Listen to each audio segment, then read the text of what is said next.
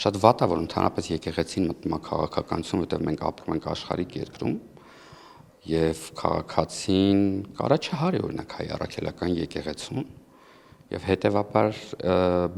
եւ ոչ միայն դրանով պայմանավորված եկեղեցին քաղաքական խոսք եւ քաղաքական մեսիջներ հղելու ընդհանրապես իրավասություն չունի։ Եկեք չմոռանանք, որ այդ կրոնը Հայաստանի Հանրապետության առանձին կրոնը չի կամ դա էլ մի կողմից։ Այսինքն սեր, այսինքն համամարտկային արժեքներ քարոզող կրոնի ներկայացուցիչը իր խոսքում ազգայնական տերմիններ է օգտագործում, խտրական խոսքատեր, թիրախավորումներ է անում ու մեկնաբանելն էլ մի տեսակ կստացվի, որ մենք եկեղեցուն քաղաքականացնում ենք ու սա կլինի ամենամեծ վնասը եկեղեցուն։ Իրականում այս պահին երևի թե մենք մեր այդ դիրքորոշման կարանք փրկենք եկեղեցուն նման հոգևոր հայրերից։